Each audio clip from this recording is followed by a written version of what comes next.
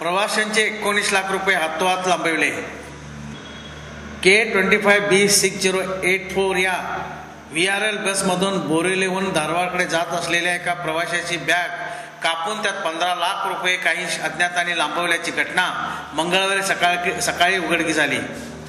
मुंबई येथील कनक कंपनीचा कर्मचारी चंद्रकांत पाटील हा धारवाड येथील कंपनीच्या कर्मचाऱ्यांना दिवाळीचा बोनस देण्यासाठी VRL बसमधून प्रवास करत होता।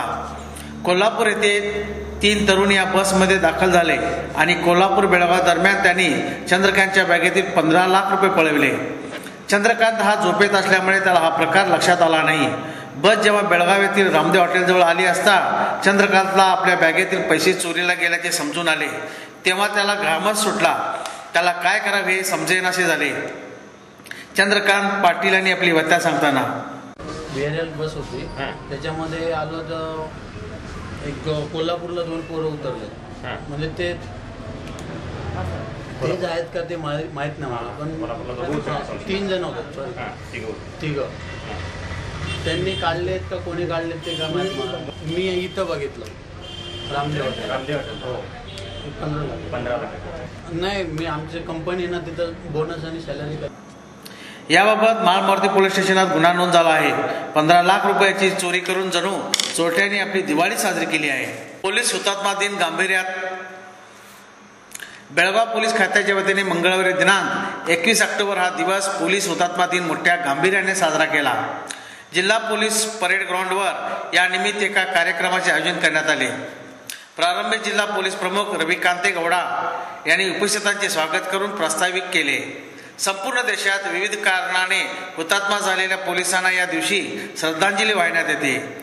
यावेळी पोलिसांनी संचलन आणि बंदुकीची बार काढून शासकीय श्रद्धांजली वाहिली।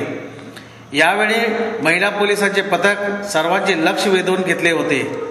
या कार्यक्रमाला जिल्ह्यातील सर्व पोलीस अधिकारी तसेच खास निमंत्रित उपस्थित होते। बेळगावचे नूतन पोलीस आयुक्त S रविकुमार तसेच पोलीस उपायुक्त अनुपम अग्रवाल यांनीही हुतात्मा पोलिसांना श्रद्धांजली वाहिली। श्रीराम सेनेच्या वतीने IAS महिला अधिकाऱ्यावर झालेल्या हल्ल्याचा निषेध। म्हैसूर जिल्ह्यातील प्रशासन आणि प्रशिक्षण संस्थेच्या संचालिका श्रीमती रश्मी महेश यांच्यावर दिनांक 17 ऑक्टोबर रोजी गुंडांनी प्राणघातक हल्ला करून त्यांना जखमी केले आहे। त्या घटनेचा निषेध करण्यासाठी बेळगाव श्रीराम सेनेच्या वतीने जिल्हाधिकारी कार्यालयावर निषेध मोर्चा काढला होता। यावेळी बेळगाव शहर अध्यक्ष रमाकांत कोंडुस्कर, कोकितकर आदीसह कार्यकर्ते उपस्थित होते। हातामध्ये मोठमोठे भगवे झेंडे घेऊन घोषणाबाजी करताना कार्यकर्ते।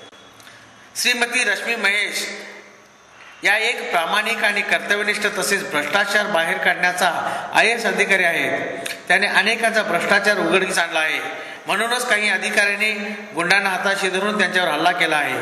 तेव्हा अशा अधिकाऱ्यांना शोधून काढून त्यांच्यावर गुंडा कायद्याखाली कारवाई करावी अशी मागणी श्रीराम सेनेच्या वतीने करण्यात आली। राष्ट्रीय रयत संघाच्या वतीने ऊस बिलाबाबत जिल्हाधिकाऱ्यांशी चर्चा। राष्ट्रीय रयत संघाच्या वतीने मंगळवारी जिल्हाधिकारी N जयराम यांची त्यांच्या कार्यालयात भेट घेऊन ऊस बिल्ला संदर्भात चर्चा करून त्यांना लेखी निवेदन सादर करण्यात केले। राष्ट्रीय रयत संघाचे अध्यक्ष ॲडव्होकेट BP शेरी, कर्नाटकाचे माजी मंत्री शशिकांत नाईक यांच्या नेतृत्वाखाली एका शिष्टमंडळाने आपली घराणी मांडली। 2013-2014 हंगामातील बाकी 500 रुपये तसेच 15% व्याजासहित रक्कम साखर कारखाने ताबडतोब द्यावी असा आदेश जिल्हाधिकाऱ्यांनी काढावा अशी मागणी यावेळी करण्यात आली। यावेळी जिल्हाधिकारी N जयराम सरकारची भूमिका मांडताना वाळू संदर्भात विविध कामगार संघटनांच्या नेत्यांनी जिल्हाधिकाऱ्यांशी संवाद। गेल्या 3-4 महिन्यापासून वाळू उपसा आणि वाळू वाहतूक बंद असल्याने मोठ्या प्रमाणात इमारत बांधकामे थंड झाली आहेत। त्यामुळे बांधकाम क्षेत्रातील निगडीत असलेल्या हजारो कामगारांवर उपासमारीची आणि बेकारीची कुऱ्हाड कोसळली। अनेकांनी याबाबत आत्महत्या केल्या आहेत। सध्या दिवाळी सण असल्याने कामगारांच्या घरात अंधार पसरला आहे, तेव्हा आपण दिलेल्या आश्वासनाप्रमाणे वाळू उपसा आणि वाहतुकीला परवानगी द्यावी, ते तारीख न देता आपले आश्वासन पाळावे अशी मागणी विविध बांधकाम कामगार संघटनेच्या नेत्यांनी मंगळवारी जिल्हाधिकारी N जयराम यांची भेट घेऊन केली। यावेळी ॲडव्होकेट नागेश सातेरी, माजी महापौर शिवाजी सुटकर, ॲडव्होकेट लातूर श्रीराम सेनेचे रमाकांत कोंडुस्कर, मनोज पावशे आदी उपस्थित होते।